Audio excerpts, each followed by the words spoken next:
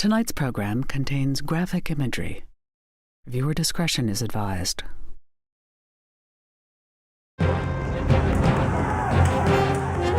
Tonight on Frontline, Tiananmen Square, June 1989. People started to scream at us, take pictures, take video, tell the world what's going on.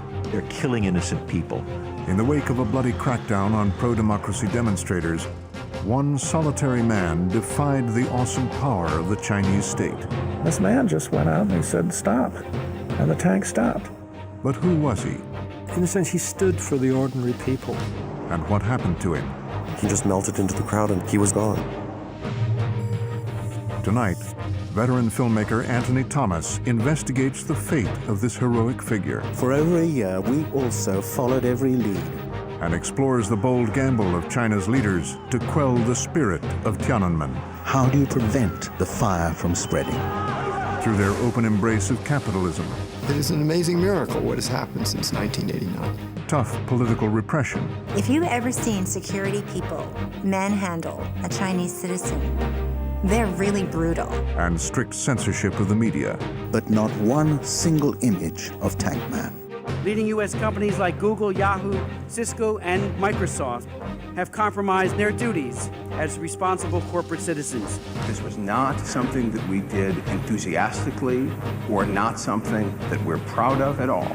Tonight on Frontline, the story behind one of the most powerful images of our time. What this young man did was in effect change the world. A search for the meaning and the mystery of the Tank Man.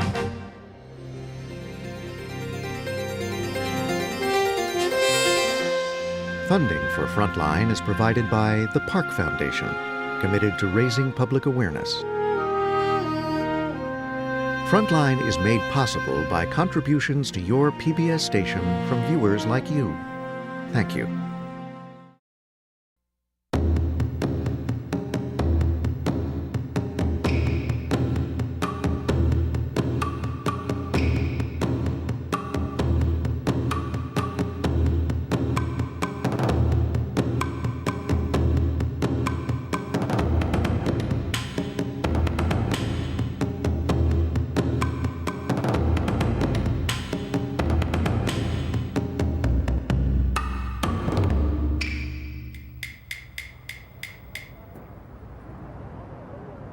Tiananmen Square, Beijing, the largest public space in the world, created on an inhuman scale. The monumental public buildings that line the edges and the vast treeless spaces in between speak of the insignificance of the individual before the might of the state.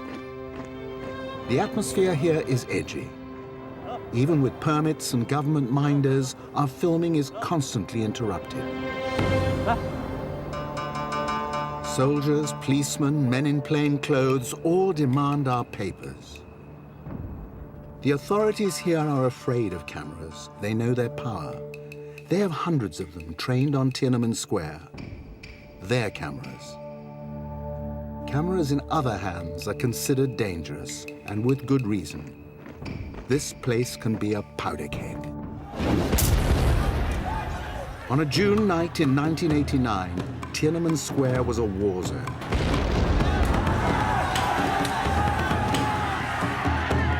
The People's Liberation Army fought its way into Beijing from 4 directions, with orders to converge on the square. Unarmed citizens and students faced armored personnel carriers, tanks, and soldiers armed with semi-automatic weapons. By 5:30 a.m. on June the 4th, 1989, the Army's mission had been accomplished.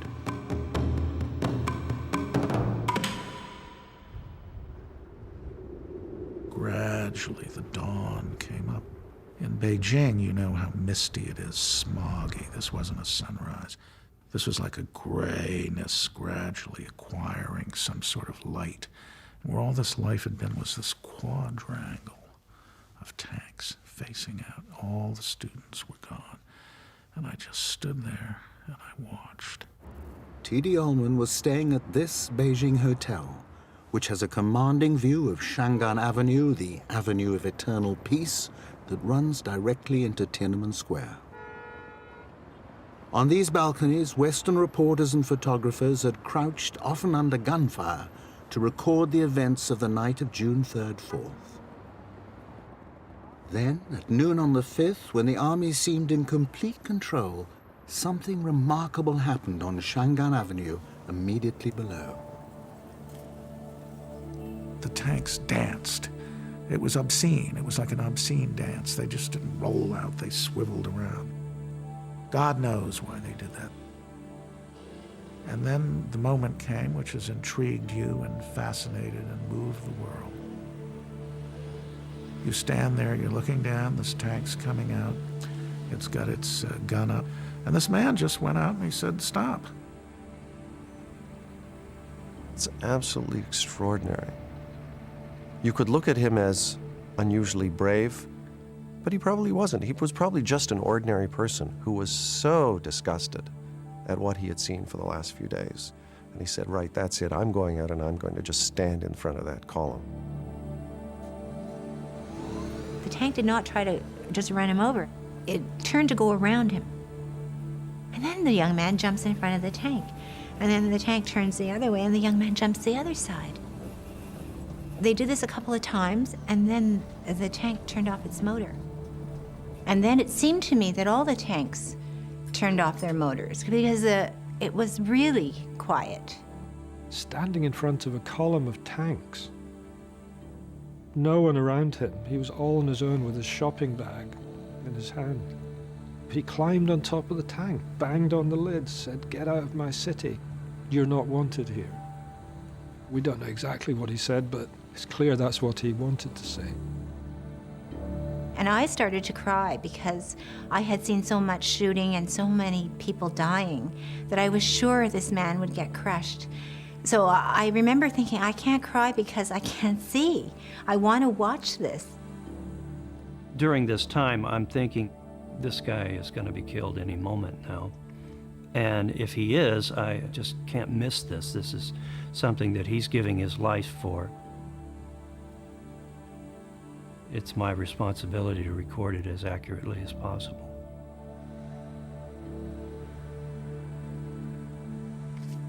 And then after a while, the young man jumps down and the tank turns on the motor and the young man blocks him again. I thought, he's just going to get crushed.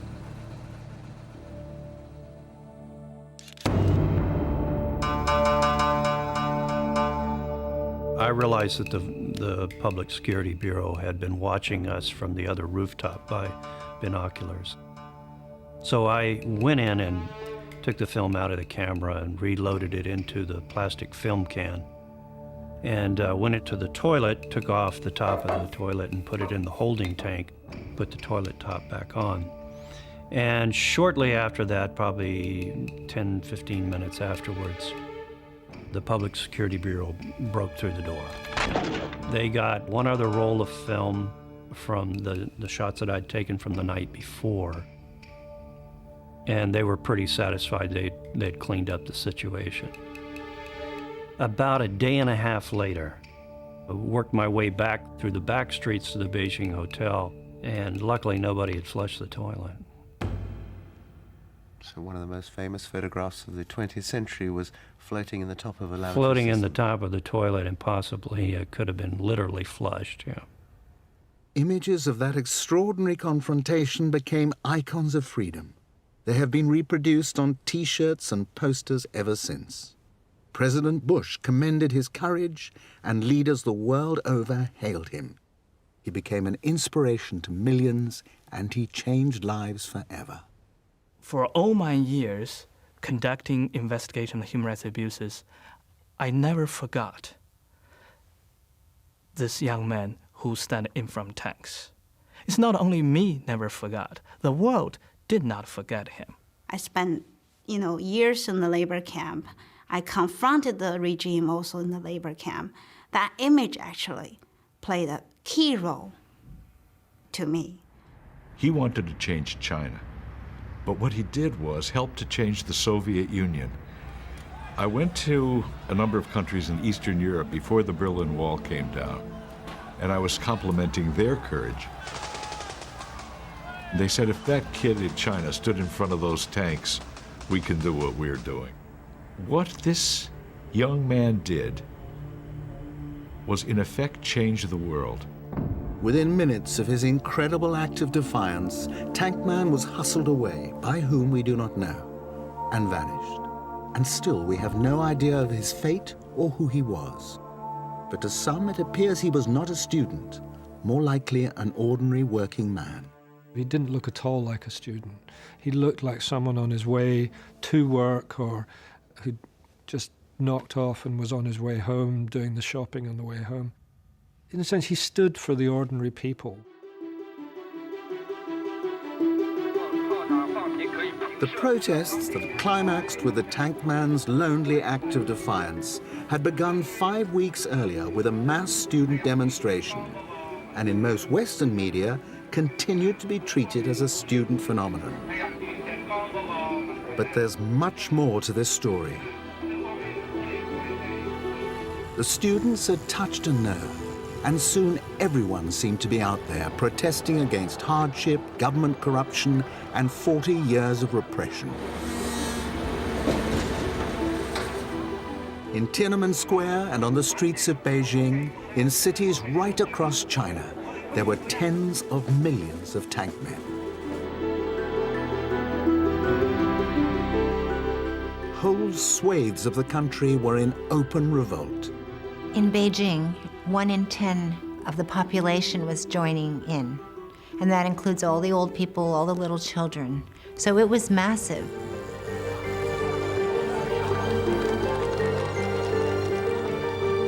There were people in heavy earth-moving equipment. Honey bucket collectors in a tank truck came in. There were the pilots, there were hotel workers. It was just a carnival of protest. All the groups were out there with their own banners saying, "We are the Beijing journalists. We demand press freedom. We demand the right to tell the truth." You had doctors and nurses and scientists and army people demonstrating. The Chinese Navy was demonstrating. And I thought, this is extraordinary, because who's left? It's just the top leaders who aren't out there.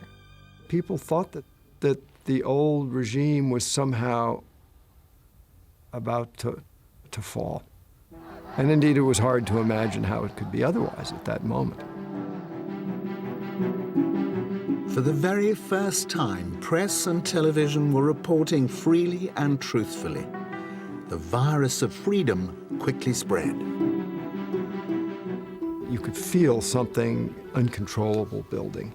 And of course, from there, it moved outward across the country. Uprisings occurred all over China, in at least 400 cities. We know this from the Chinese press and from their own military museum, all the way from Mongolia in the northwest down to the southeast near Hong Kong.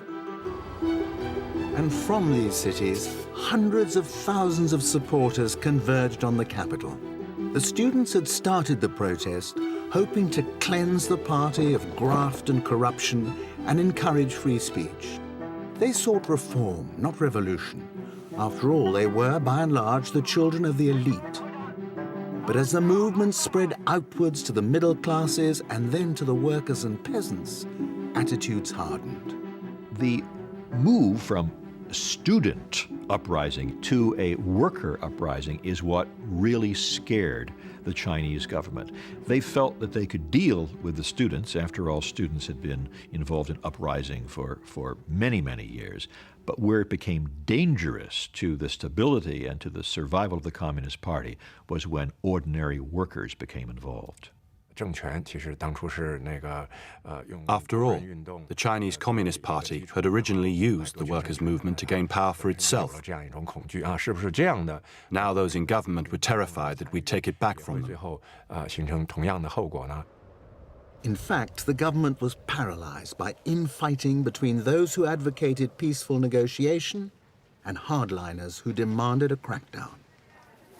On May the 19th, Zhao Ziyan, the reformist general secretary of the Communist Party, suddenly appeared in Tiananmen Square to appeal for compromise. It would be his last public appearance. That night, before an audience of party faithful, hardline Premier Li Peng showed the way forward. We must end the situation immediately. Otherwise, the future of the People's Republic will be in grave danger. He completed his address with a declaration of martial law. Troops would occupy the city and put an end to the protests in Tiananmen Square. Never before in the 40-year history of communist rule had China put its citizens and its army in this situation. It was a massive display of force, 300,000 troops by most counts, countless tanks, APCs, the lot, all converging on the city from every quarter.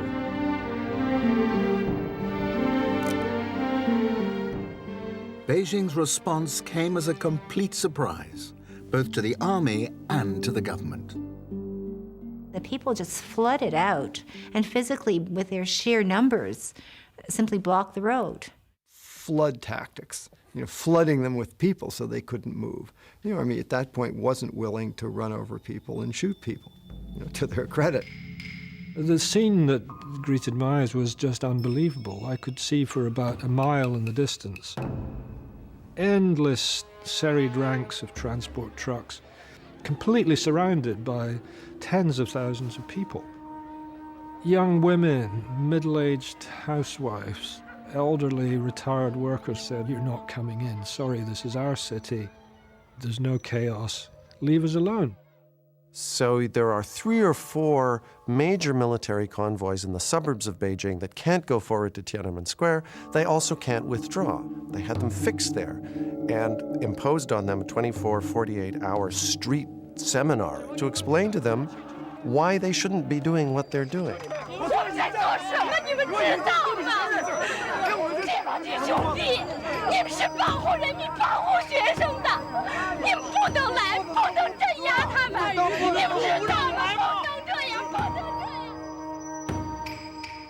And I witnessed a mother with an infant talk face to face with the soldiers in the truck, telling him it was a very peaceful city, and what we did was to just ask for more freedom for the people. So you had these wonderfully touching moments of the people appealing to the army to join them and feeding them and giving them water and saying, it could be your son, it could be your daughter. The citizens were also quite clever. They brought their children and asked them to say to the soldiers, "How are you, Uncle Soldier?" The soldiers were touched and they said, "We won't kill our people." And these sort of doe-eyed, puzzled soldiers who were mostly country people, weren't experienced with big city life, wondering what was going on here and not wanting to hurt anybody. 4 days after the attempted entry, the army withdrew to bases outside the city. Beijing was euphoric.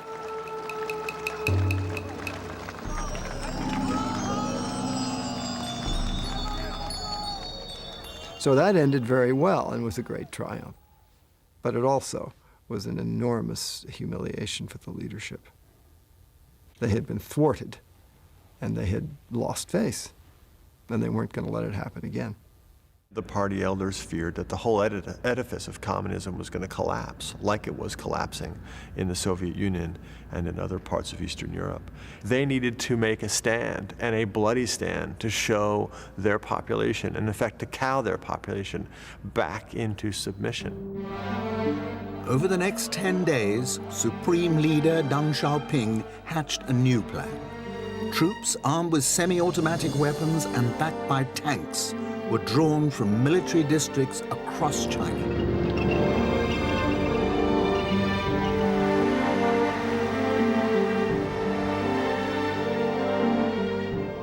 On the night of June 3rd, huge invasion force coming in again from all directions, but mostly from the west, this time with live ammunition. This time, strict orders, the square must be cleared by dawn on June 4th. The instructions to the troops said, we don't want bloodshed, avoid bloodshed. But the other instruction to the troop, which was ironclad, was the square has to be cleared by 6 a.m. No bloodshed on the one hand, have to clear the square on the other. Here's your tanks, here's your ammunition. And so I think the soldiers were caught in a dilemma. To block the army's advance, the citizens barricaded all the main road bridges and intersections with buses, trucks, heavy earth-moving equipment, anything they could lay their hands on.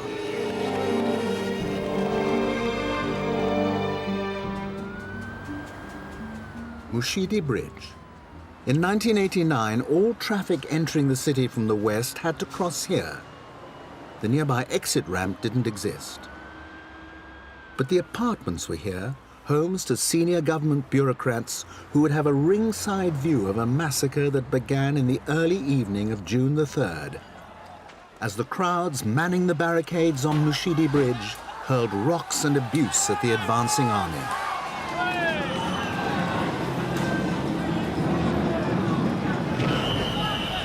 Armored personnel carriers came, and they began to ram the buses. Somebody threw some type of gasoline-soaked rug into the buses, and the buses illuminated with fire. Then, sometime after 9:30, you had more soldiers out there, and live fire began. The first rounds of fire catch everybody by surprise. The people in the streets don't expect this to happen. They shot, randomly toward all the sorts of direction. 2 people, 1 meter in front of me, were shot down. Angry citizens were everywhere. People just couldn't understand why this country and its army, the People's Army, would slaughter its own people, the Beijing citizens. People still pour into the streets. This is the amazing thing. People were just so angry, so furious at what was happening in their city that they were not going to step back and let the army do what it was doing. A young friend standing next to me shouted, "Overthrow fascism!" Then the soldiers started shooting at us. We immediately threw ourselves to the ground. The group of people I was with, they were Chinese people, began to run. I basically hit the dirt and snuggled up against a curb while this shooting was happening. I could see people behind me falling. Troops began to fire in all different directions. Many people, children, women, ordinary people, were shot standing on their balconies looking down at this spectacle. They just raked the buildings with their gunfire, and they were shooting people. People were being killed in their own kitchens. Everybody was frightened by this overwhelming use of force.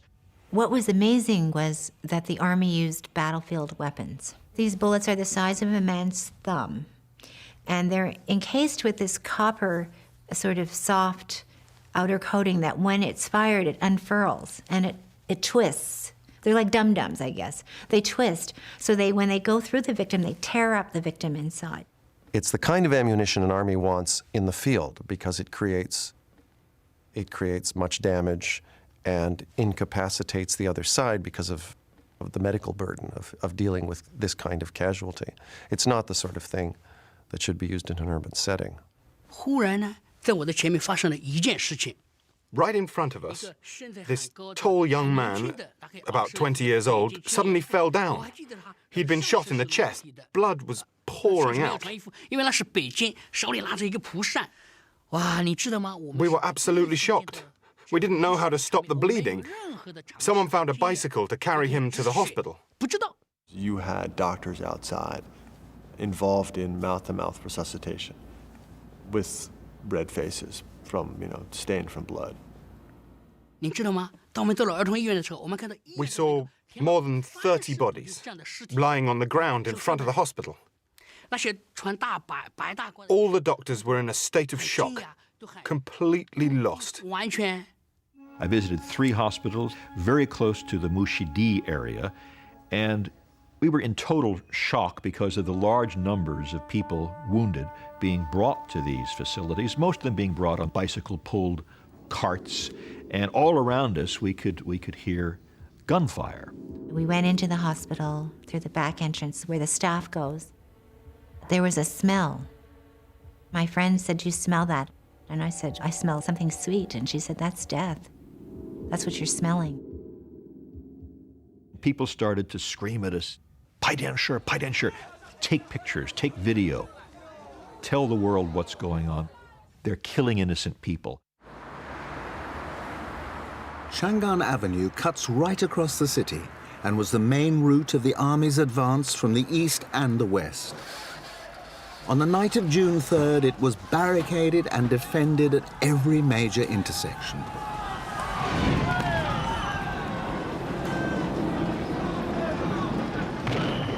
From Mushidi, all along Chang'an Avenue, it was like a war zone. The debris of battle, the smoke was everywhere. Every time a blockade was knocked down, going east from Mushidi, another one would be set up at the next major intersection. So the army had to plow its way through a series of blockades. Sometimes it's breaking through buses and trucks that have been strewn across the street. In other cases, it's breaking through human barriers, and they have to be shot.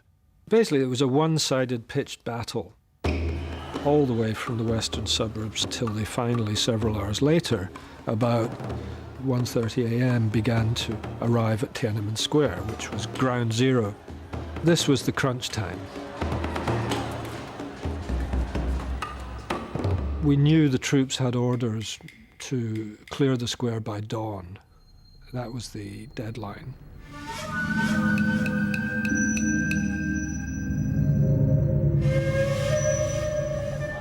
We heard this roar of male yelling and saw on the steps of the Museum of Revolutionary History, and then across the way on the steps of the Great Hall of the People, thousands of soldiers. You saw the glint of their weaponry.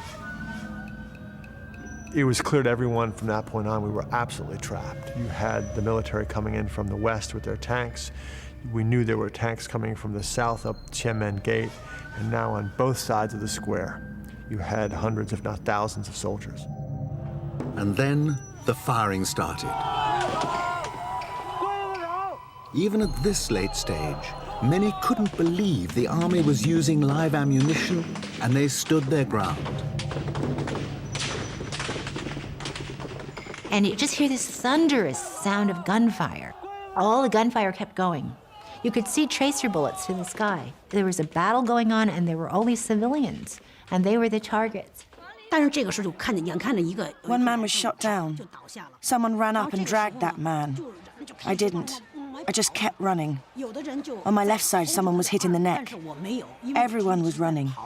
There was a lot of shooting. A lot of young people were running towards the military, being shot, falling, and then running away. People were running to the square, and they were running from the square. And people were racing to the square on bikes, racing out of the square on bikes.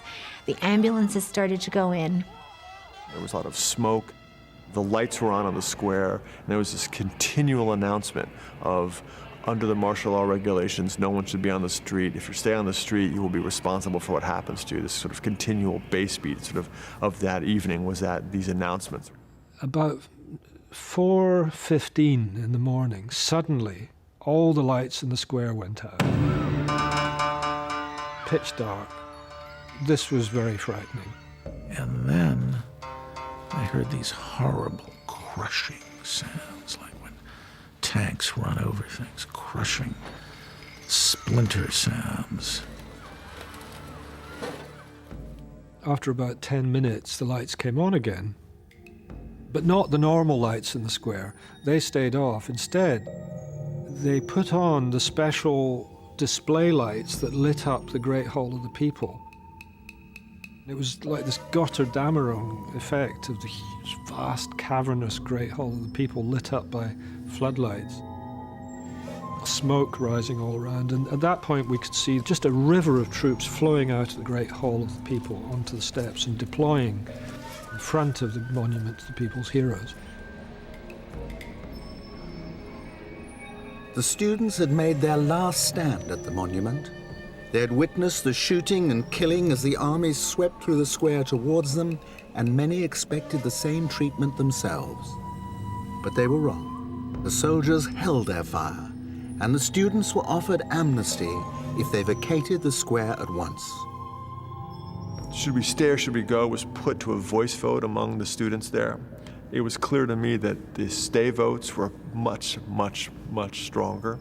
But Feng Congde, who was a student leader at the time, said, the goes have it.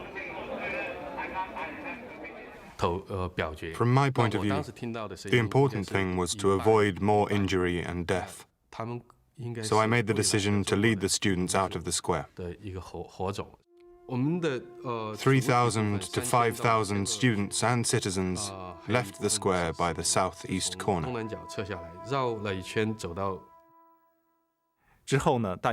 All the students held hands and started singing the Internationale, and soothed each other with the belief that one day we would be back.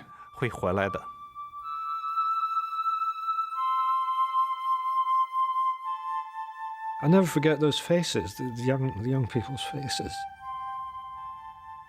They were walking out with their heads held high. They'd finessed their retreat from the square so well. They'd performed so bravely. And finally they'd made the right decision. There would have been no point staying there. Everyone would have been killed.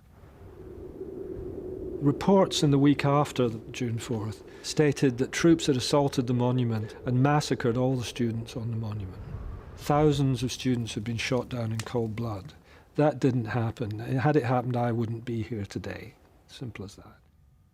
The theatre of the massacre was by and large elsewhere. It was the rest of the city, and that was where the Beijing citizens fought and died. Later that morning, amazing things started to happen. People astonishingly started holding hands, walking up the avenue, trying to re-enter the square in the face of these tanks. These people were frantic. They were nuts, out of their minds. And the reason they were out of their minds is that these were the parents of students who had been in the square that night. These parents were running back and forth, and they were saying, want to go into the square looking for our children. And an officer came out with a loud hailer, and he said, I'm going to count to 5, and then we're going to fire.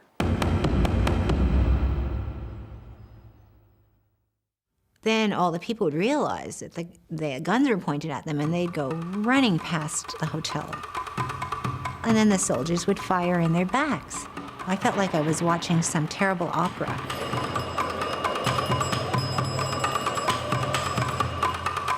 And a lot of people went down.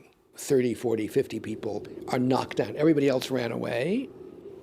I'm lying in the grass thinking, this is the worst thing ever. This is hell. But the odd thing was then after a little while, like 40 minutes, an hour, people would gather their nerve again and crawl back to the corner and start screaming at the soldiers. And then the commander would eventually give another signal, and the soldiers would raise their rifles again. And the people go, oh my God, and they'd run away and they'd shoot more in the backs. And this went on more than half a dozen times in the day. It was, to me, unbelievable. There then suddenly appeared right there an ambulance, and they rush in amongst all the people who were on the ground, and the soldiers open fire again and mow them down. The soldiers shot everybody, doctors, nurses, rescuers. Everybody was being shot at. This was seen by numbers of journalists who will never forget it. This was a real massacre. This was the targeting and the shooting down of totally nonviolent, innocent civilians. The tactics of overwhelming force that were used had a point. They were meant to shock, terrify, and awe. And they did. Terror works. No one knows for certain how many people died. The Chinese Red Cross initially reported 2,600 and immediately retracted under intense government pressure.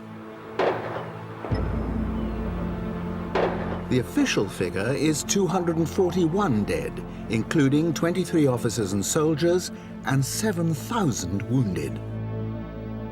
All we can be sure of is that by the third day, June the 5th, the army was in complete control. Beijing seemed utterly vanquished until an unknown young man made his astounding gesture of defiance. The symbolism of what he did was overwhelmingly clear. He spoke for the Beijing people. Before June 4th, you had millions of people all over China in the cities, up in the streets, peacefully demanding more rights, freedom, democracy, press freedom, end to corruption. After June 4th, what did you have? You had one man, one sacrificial figure almost, who took it on himself to speak for everyone else who had been silenced by that time. But what happened to that young man? The only clue comes in the last few seconds when he was hustled away by 4 men. Their identity is key, but those who witnessed that moment had very different impressions. We don't know who those people were. And, you know, maybe they saved him. Things like that happened all over Beijing in those days. People were wounded. People would pick them up and take them to the streets. People would take people into their homes. I feel very strongly that it was Public Security Bureau people that got him. They were on the rooftops with binoculars and walkie-talkies, and they were controlling the outer areas of the square as you would control any military operation, the high ground. It seemed like they had snatched teams of people they were conducting down below. Even if it wasn't PSB, I seriously doubt he could have gotten past the net of security. Well, if it was the PSB who took him to one side, what would have been his fate? Well, I felt pretty strongly that he was executed. We saw a lot of public executions put on Chinese TV shortly after that. And it was for people that had done far less offenses than embarrass the government in such a way. In the aftermath of the Beijing massacre, tens of thousands all across the country were arrested. Unknown numbers were executed, some are still in prison today. China television portrayed these people as counter-revolutionaries, hooligans, and agents of foreign powers. But they never produced the young protester who had become the most powerful symbol of resistance to the regime. Could that possibly be a cause for hope? I don't think they had him, or they would have, at that stage, displayed him. I think that the people who took the tank man away were concerned people. If you've ever seen security people manhandle a Chinese citizen, they're really brutal. They twist your arm, they make you bend over, they punch you a few times, they kick you. So to me, I think he was helped to the side of the road. He wasn't being arrested. Now that raises the intriguing possibility that he's still alive. I think that he is. The fact that we have not heard from him since that amazing incident tells me he's still alive, he's still there, he has not been caught, and he's certainly not telling anybody that he's the man. If Tank Man has survived, where is he now?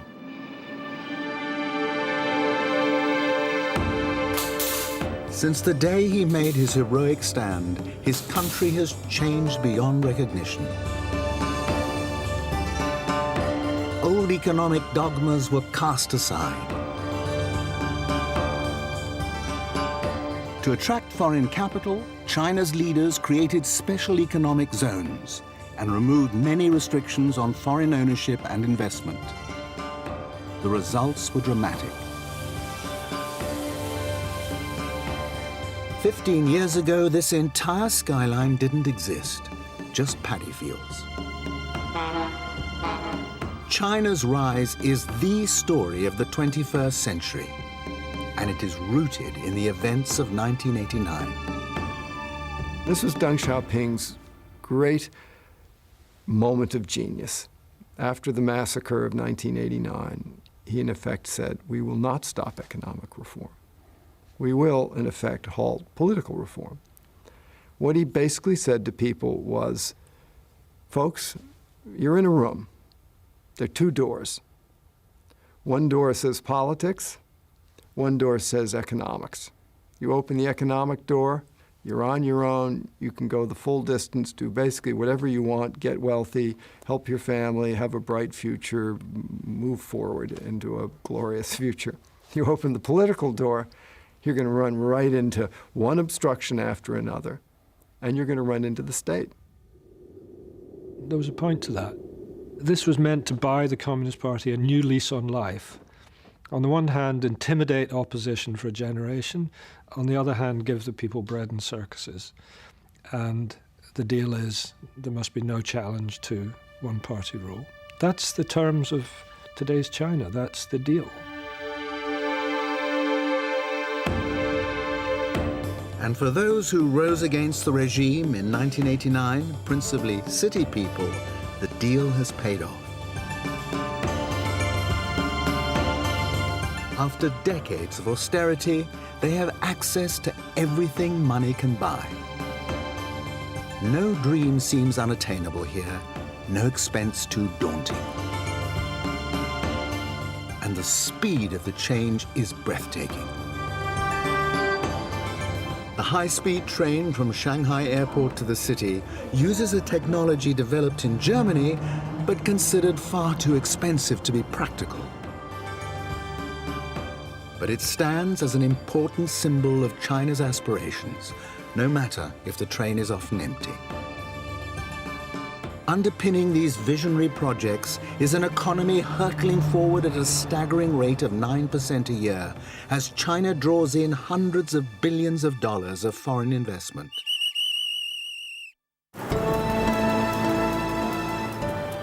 Whole production lines have been moved out of the United States and Europe and set up here, turning China into a factory for the world. Thousands of the most familiar Western brands, toys, textiles, electronic goods are now made in China. We do the research and marketing, they actually make the stuff. China has overtaken the United States as the world's largest consumer of coal, steel, meat, and grain. Within the past 5 years, its oil demand has doubled. It is the world's second largest car market, and in a decade, could be the world's largest. It is an amazing miracle what has happened since 1989. And anyone such as myself standing there during those weeks couldn't have imagined in their wildest imagination that come 2006, China would be where it is today, and the party would still be enthroned. Never in the course of human history has a larger number of people gained more wealth in such a short time. Since 1989, China has seen the emergence of a new middle class estimated at over 200 million people. And the improvements have been extraordinary, been massive. And so I think a lot of people have been willing to accept this deal with the devil, to say, all right, things went very badly in 1989, but in a sense we have been rewarded by not asking the government to return to that event and account for the way in which it conducted itself. That social contract, if you will, up to this point has worked quite well for the Communist Party and for the elite and now the new middle class of China. But what about the ordinary men and women on the factory floor, those whose labor keeps this economy on the fast track? If Tank Man were really a worker, where would he be in this new China? Maybe here, if he's lucky. In one of the huge joint ventures with Western corporations, enticed into the China market by generous tax concessions, a disciplined workforce, and a potential market of 1.3 billion consumers. The average pay here is equivalent to $600 a month, meager by Western standards, serious money for an ordinary worker in China. Others are less fortunate. When the old state-owned industries were brought to their knees, 30 million people lost their jobs and had to find their place in the new competitive market economy. This state-owned steelworks was saved. It had to be. It was the only real employer in a one-industry town. Under new management, output has increased fivefold. But 40,000 workers have lost their jobs. The company school, the company hospital, the company nursery, all closed down. If Tankman had worked for a state-owned industry, where might he be now? Seizing his opportunities in the new China, or struggling to survive? There really seem to be two Chinas today, China A and China B.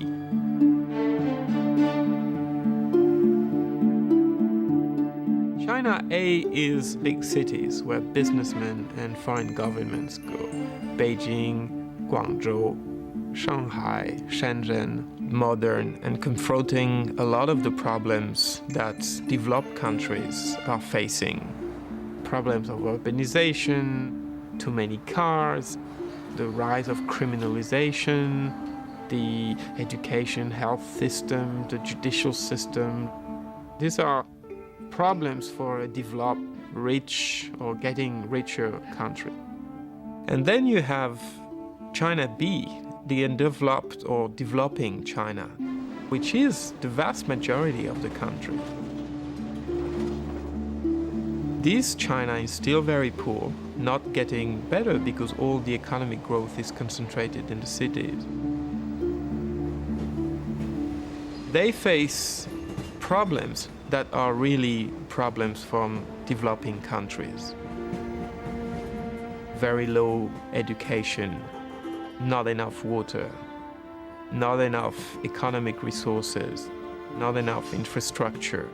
It's a profoundly unequal system, and it's a system whose contradictions we see every day are playing out more and more. We are in Anhui province, 300 miles and several centuries from Shanghai. It's a dizzying descent from the skyscrapers and freeways, the glittering boutiques and futuristic train to this.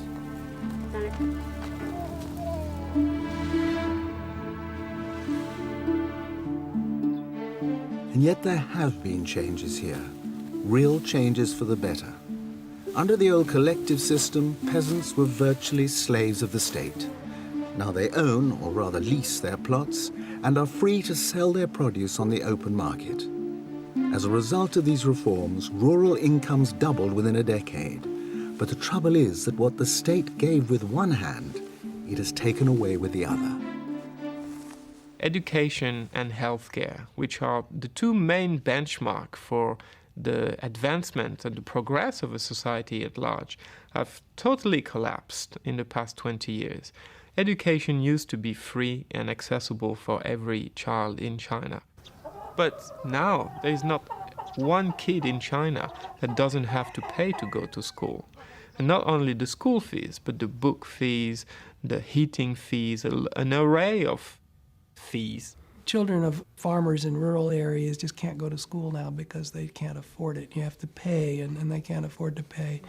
Healthcare, something like less than a penny in American money per year in the rural areas is spent on healthcare. It's virtually gone. It's just not there. So if you get sick, you depend on local herbal remedies and folklore, or die. it really begs the question, what is in the mind of the Chinese leaders? Is it to make China a rich and powerful country on the international scene, or is it to try to bring into the 21st century the entire Chinese population? There are almost 1 billion people in China B, including at least 750 million peasant farmers and their families. What's so striking here is not just the sense of timelessness, but the absence of young adults. Zhang Mei has 3 sons who have all left to work in the industrial areas. She sees them once a year if she's lucky. This little boy is a grandson. Qin Tang also has 3 sons and a daughter working hundreds of miles away. You just can't make a living from farming here. You have to go away and find work. In recent surveys, the #1 reason migrants give for leaving their homes and families is to pay for the education of their children. In March 2006, the government promised to work to remedy the situation by injecting a further $5 billion into the rural economy over the next 12 months. That's almost $7 a head. Probably not enough to turn back the human tide.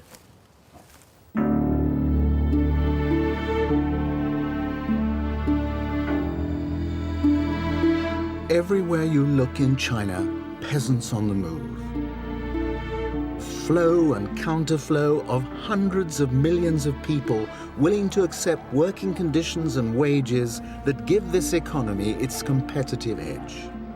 It is the largest migration in history and the basis of China's industrial strength.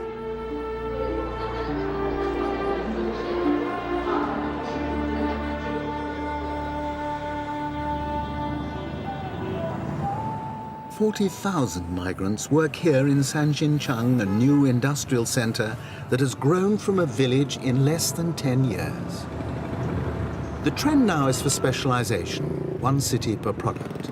So China has a sock city, a toothbrush city, an underwear city, and here in Sanxinchang, a bedding city, making comforters, pillows, and sheets for the world. The Sanxinchang employers are beneficiaries of the post-Tiananmen deal. Some at the top end have exploited party connections. Others have risen from the humblest backgrounds and now own a backstreet workshop or 2. What they all share in the bedding business is a preference for young female workers. Factory employers like to hire young people because they are more energetic, they are fresh, they can work faster. That's why when they recruit workers, they look at their health. It is very important to make sure that they are strong and fit. You don't want to hire sickly workers. A lot of factories do not even have 1 day off. That means 7 days a week, 13 hours a day. Typical pay for migrants working these hours, about $120 a month. They work them like this for maybe 5, 6, or 7 years. And then either they get sick, they get tired, and they leave on their own, or the factory management will fire them if they are not up to the speed. Life for most of these workers is confined to the factory floor and a dormitory in a migrants' hostel. Sanxinchang is encircled with hostels, some of them squalid, others indescribable.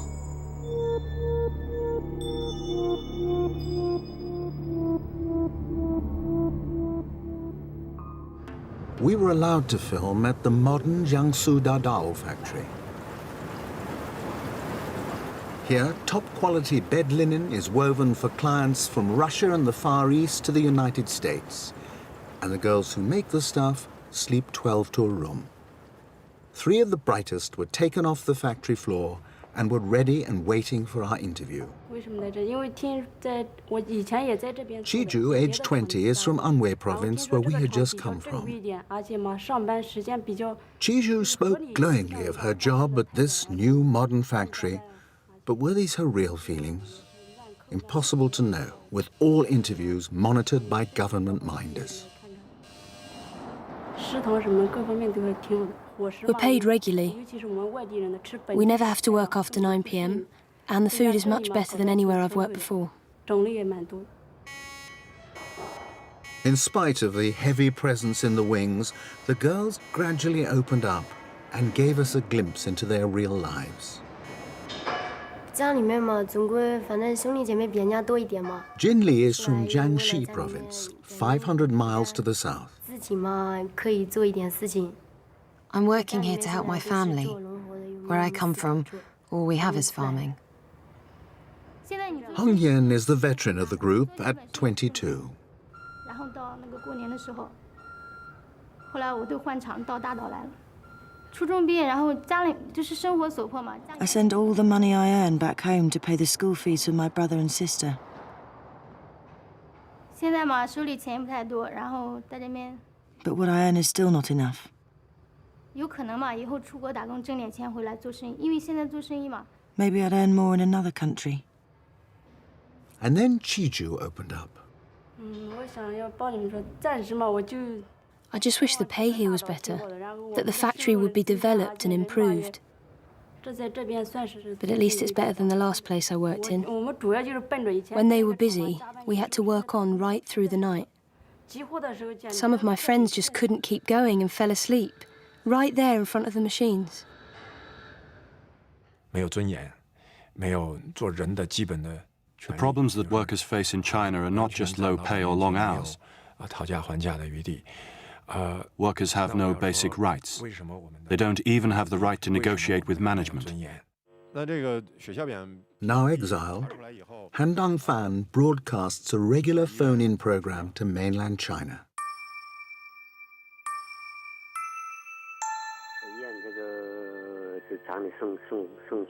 Today, he's talking to workers who make sofas for a European company. When the workers recently protested a 20% wage cut, their leaders were beaten up. Now some of them are suffering severe health problems. We think it's a glue sprayed in the production process. The Chinese authorities have tried to jam these broadcasts. Han is considered an enemy of the state. In 1989, he was elected to lead an independent trades union that set up headquarters in Tiananmen Square. When his face appeared on the TV wanted lists broadcast across China, he says he simply walked into a police station and said, "Here I am, and I've done nothing wrong." Brutalized, kept in solitary, and then forced to share a tiny cell with prisoners suffering from infectious diseases, Han nearly died. Workers in China are cheated, deceived, not fully informed, and they have no rights. All workers are facing the same situation, whether they are working in privately owned companies, foreign companies, or reformed state-owned industries. No statutory pension, no compensation for injury, no sick pay. And because of the long hours, accidents can happen at any time. Loss of fingers, even limbs. Another issue is the condition in which they work, handling toxic materials, breathing in toxic dust without any protection. These other people are losers in the China's economic growth. And the population of them are vast, and they don't have a voice. They don't have anywhere to address them. They don't have a social mechanism to sort of advocate on their behalf. They don't have a government ever listen to them at all. Migrant workers arriving at the site of the main stadium for the 2008 Beijing Olympics. It's highly unlikely, though, that any of them will be around to watch the games. migrant workers are subject to strict residency laws, necessary prevention, in the government's view, against mass migration and the creation of urban slums. To remain here legally, migrants must live without their dependents in single-sex hostels. When the job is done, they must find another or move on. This system explains how China has been able to concentrate so much wealth and development in the cities, all these glittering buildings that you see everywhere, all this prosperity, order, and cleanliness, because it has denied the very people who built this any enjoyment of the benefits of the cities. So they will come, contribute their work, get paid very minimal wages, but then they will have to leave or try to lie low in the city because they're not entitled to residency. Although there is no evidence of abuse on the Olympic sites, for construction workers elsewhere in China, it's a very different story. They go to a site and they work, and they're not paid at all. They are given food because you need to eat before you can work. You know, it's hard labor, but they're not paid. The arrangement is that you'll be paid at the end of the year. Anita Chan has been researching working conditions inside China for 15 years. And if at the end of the year, either the boss, the construction company, or the gang boss default on you, that means you're not paid. And that is so common. There have been cases of construction workers trying to commit suicide, trying to draw attention by going up to some construction sites and threatening to throw themselves down. A lot of these construction workers are working for the state sector, building government buildings. And in the end, it's the workers who are at the end, at the bottom of the heap, and so they're not paid. China's paradox now is that, a larger quotient of people than at any time in the last 50 years have moved forward and are economically better off. But there's a huge number which have really stagnated. What you see in China is this pool of resentments, this growing pool of resentments from the Chinese underclass that is progressively spreading over China. There's a huge amount of tension. It's like a land of 1,000 earthquake faults. And one of these faults is between the rich and the poor, between peasants and the party, between corrupt officials and the people.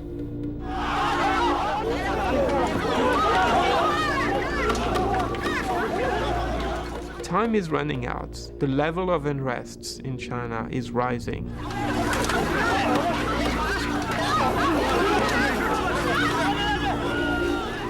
At the end of last year, the Public Security Ministry declared the number of demonstrations were 74,000 nationwide, but a year before was 50,000, and this number is increasing.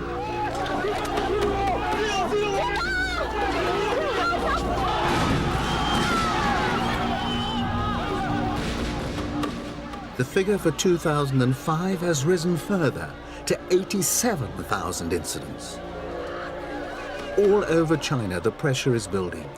Here, peasants defending their land from takeover by a power company are beaten, stabbed, and shot by hired thugs.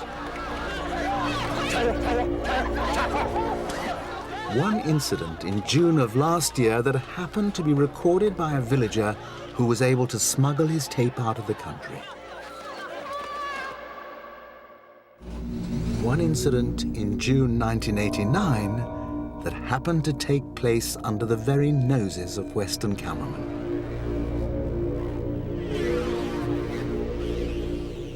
The challenge of powerful images for an authoritarian state is enormous. How do you stop one person's example becoming an inspiration to others? How do you prevent the fire from spreading?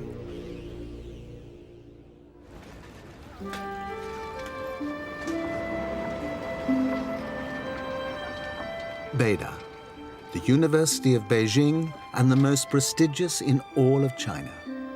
In 1989, Beida was the nerve center of the student movement that would inspire a popular uprising. Today's undergraduates enjoy all the benefits that have flowed into China A. Largely the children of the elite, they enjoy freedom of travel and a lifestyle many Western undergraduates might envy. But what do they know of their recent history? I'm going to try a little experiment. Show this picture around and tell me what that picture says to you. Pass them around.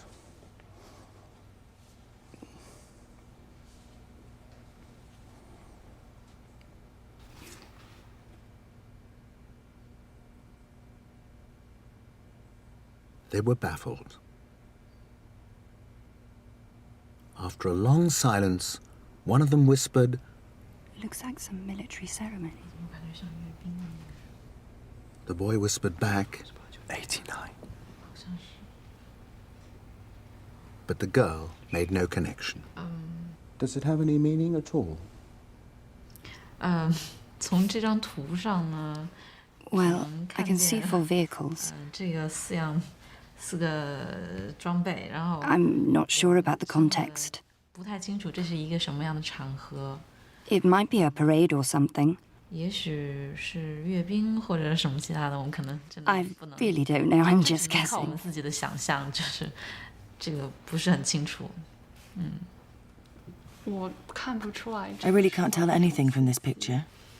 对，因为这个 There's no 太少了 context. 信息量。可以问这是艺术创作。 Is this a piece of artwork? Did you make this up? Whatever they might have heard about 1989, it was clear that they had never seen the Tank Man picture. I think it's terribly tragic that Beijing University students who were at the forefront of the May 89 democracy movement, several generations of students later have no conception of what happened, don't even know that this incident of the man in front of the tanks ever happened. Tragic indeed, but not surprising.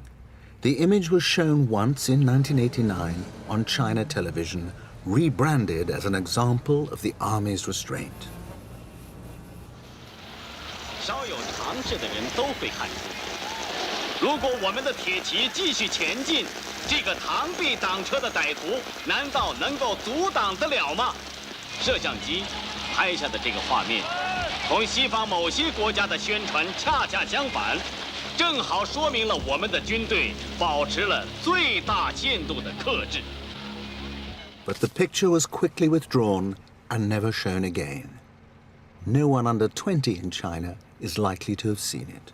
One way the Chinese government has managed to control the dialogue and the discussion of the past is by controlling the media and publishing, and that it's done quite effectively.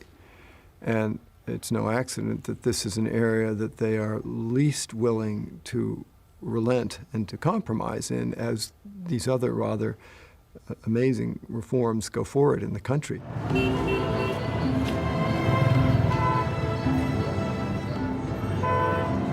Any regime attempting to combine economic freedom with rigid one-party rule is faced with a challenge. How do you allow in all the information necessary to keep a free market economy running while filtering out anything that contradicts the party line and undermines its authority? Press censorship is one thing, but China already has 111 million internet users, monitored by at least 30,000 internet police. For more sophisticated controls, China relies on Western technology. When we in the West search for images of Tiananmen Square on Google, photos of Tank Man pop up immediately. Move through the selection of 18 pages and Tank Man appears again and again.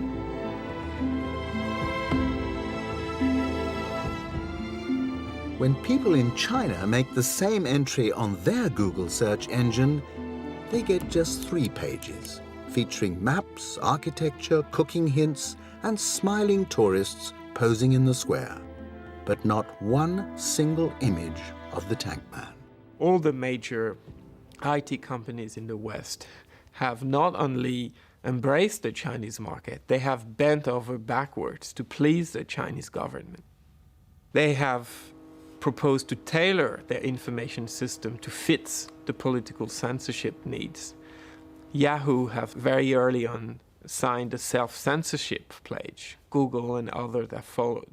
These companies are absolutely capable either of caving into the Chinese, or worse, in the case of Yahoo and Cisco, just to take those two, of providing them with the technology to identify people and messages that the Chinese don't like. And we already know that at least one person, a person called Shi Tao, has been arrested in China because of this. Shi Tao was a journalist. His crime? Forwarding to a New York website Chinese government instructions on how their media should cover the 16th anniversary of the Beijing massacre. Yahoo supplied all the necessary information to the Chinese government, including the time the email was sent, the IP address, and the corresponding PC he used. Shi Tao was arrested and put in jail for 10 years. In February 2006, representatives of Yahoo, Google, Cisco, and Microsoft appeared before a congressional committee accused of being accomplices of oppression. Leading U.S. companies like Google, Yahoo, Cisco, and Microsoft have compromised both the integrity of their product and their duties as responsible corporate citizens. We have determined that we can do the most for our users and do more to expand access to information if we accept the censorship restrictions required by Chinese law. Our decision to create a presence, any presence, inside of China was a difficult one. Self-censorship, like that which we are now required to perform in China, is something that conflicts deeply with our core principles. If this Congress wanted to learn how to censor, we go to you. That the company that should symbolize the greatest freedom of information in the history of man. This was not something that we did enthusiastically or not something that we're proud of at all. No one had tougher questions to answer than Yahoo. Women and men are going to the Gulag and being tortured as a direct result of information handed over to Chinese officials. When Yahoo was asked to explain its actions, Yahoo said that it must adhere to local laws in all countries where it operates. The Shi Tao case. The facts of the Shi Tao case are distressing to our company, our employees, and our leadership. When Yahoo China in Beijing was required to provide information about a user who we later learned was Shi Tao, we had no information about the identity of the user or the nature of the investigation. At the time the demand was made for information in this case, Yahoo China was legally obligated to comply with the requirements of Chinese law enforcement. My response to that is, if the secret police a half-century ago asked where Anne Frank was hiding, would the correct answer be to hand over the information in order to comply with local laws? It is that aspect, direct cooperation between Western corporations and the Chinese police, that is of greatest concern. China have a national program, so-called Golden Share program. It means try to upgrade and modernize the police control system. Posing as a provider of surveillance technology and database management, exiled dissident Harry Wu contacted local police authorities across China. He says that time after time he was told he was too late. They already had the latest technology from the American corporation Cisco. Cisco signed a contract with the provincial security department one after the other one. In their proposal, they say very clear that we will help you make your work more effective. Patrol car to patrol car connection, patrol car to police station connection, include the voice identification, the image identification, the fingerprints, identification. They training Chinese police to control the country, control the people. Cisco declined an interview, but issued a written statement. Cisco sells identical products worldwide. It is the customer, not Cisco, who determines how the specific capabilities will be used. But Harry Wu wonders whether Cisco is violating the law.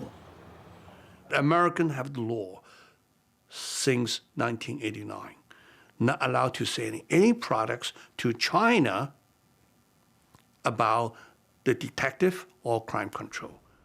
The law forbids the sale of any crime control or detection instruments or equipment to China. Cisco says that this means equipment such as shotguns, police helmets, and handcuffs. Networking products are not covered by this legislation. Under pressure from Harry Wu and Congress, the administration and the State Department are now re-examining the rules under which technology companies should operate in China.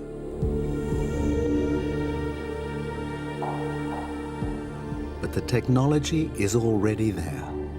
It has helped make Tankman disappear, and if another should emerge, that technology could facilitate a swift arrest.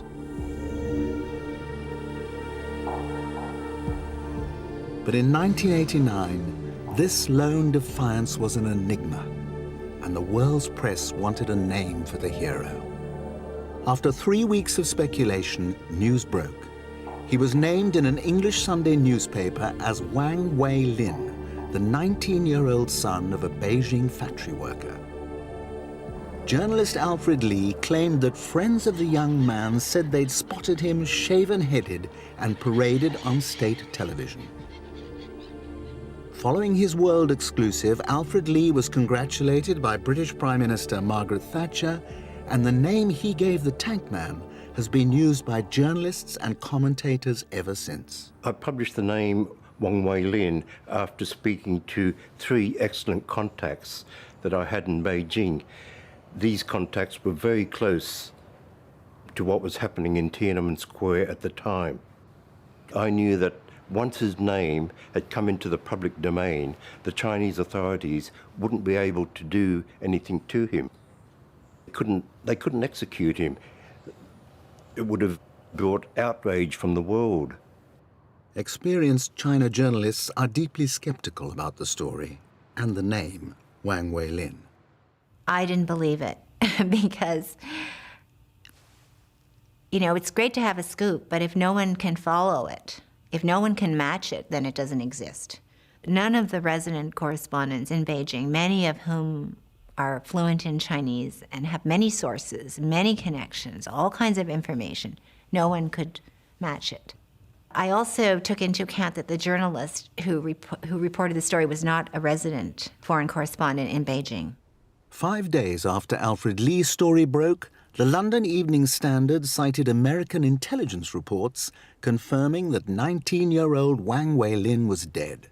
The article was attributed to the Standard's Beijing correspondent, John Passmore. Do you recall that article? Not at all, and now you tell me that it was American intelligence sources. I know it couldn't have been me writing it because I didn't have any American intelligence sources. I had British diplomats who helped me, but not Americans. So you don't have any evidence that he was executed? No, I never knew who he was or what happened to him. I mean, is that usual? Because it's your name there. Is it usual that reports are attributed to a journalist but actually wasn't written by him? Oh, absolutely. It looks so much better if you've got a man out in Beijing and he's written this report. But the report may have come from anywhere. Sometimes it's done out there, sometimes it's done in the office. But I don't remember it, I'm afraid. Well, I remember cobbling a lot of stuff, but not this one. Do you think that's a comment both on China and on journalism? When access is forbidden, we fill the gaps. Oh, yes. Yes, you must have something to fill the gap. The Chinese have a saying, they call it news from the footpath. And it was the rumour mill. And, of course, Beijing was absolutely full of rumours. As for generations, I suppose, Chinese people had their news from their next-door neighbour because the government said it wasn't going to give them any. And, yes, this sort of thing would have gone around the city like wildfire. And the honest answer, as far as the Tankman is concerned, is that We don't really know who he was or what No. he was. And I think because of China, we'll probably never know. Probably not.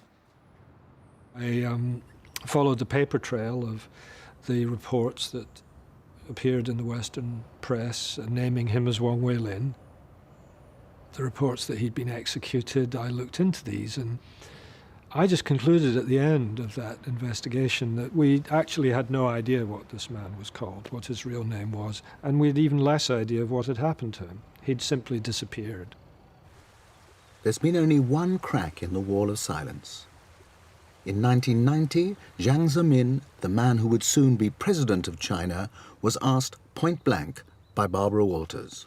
What happened to the young man? I think this young man will be not killed by the tank. No, but did you arrest him? We heard he was arrested and executed. Well, I can't confirm whether this young man you mentioned was arrested or not. You do not know what happened to him? But I think never killed. You think he was never I killed? think never killed. Never killed. This was the last official statement ever made on the subject.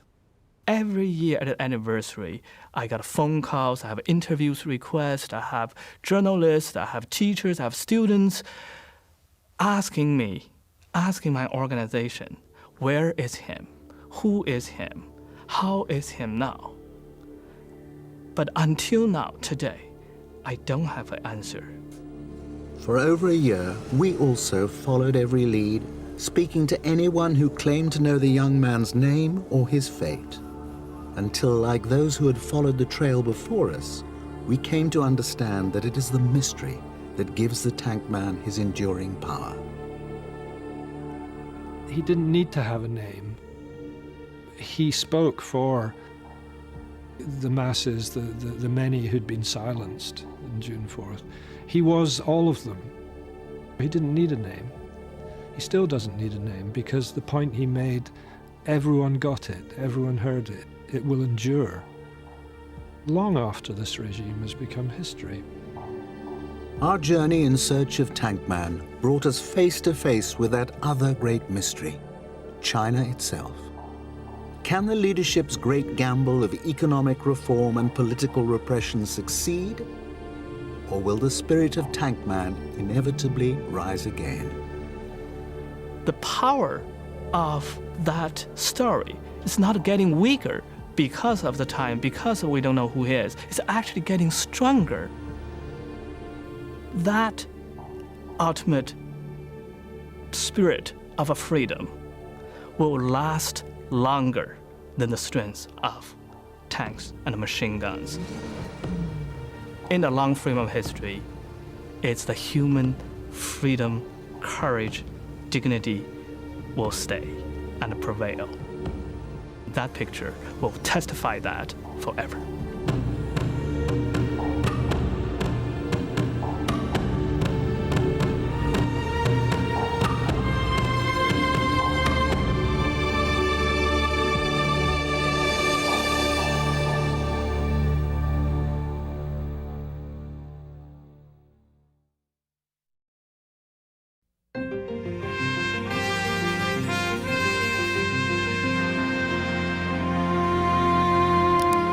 There's more of this report on Frontline's website, including a roundtable with experts on China's efforts to curb the freedoms of the internet,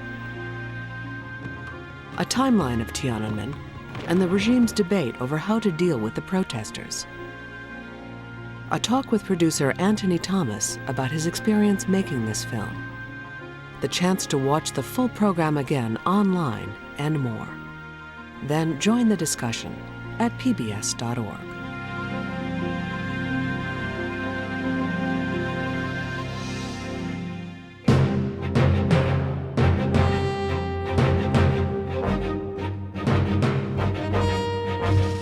Next time on Frontline, from behind the battle lines in Iraq, the inside story of the insurgency, their strategy, Al-Qaeda is the main beneficiary of this war.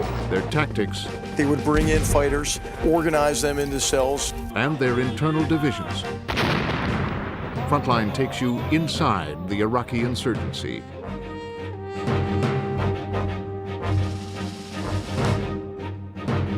underwater frontlines The Tank Man on videocassette or DVD, call PBS Home Video at 1-800-PLAY-PBS.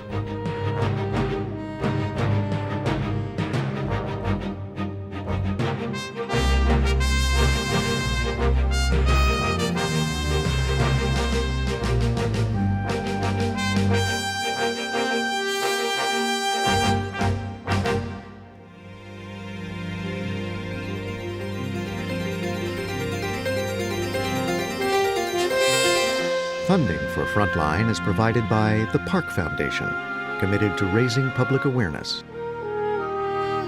Frontline is made possible by contributions to your PBS station from viewers like you. Thank you.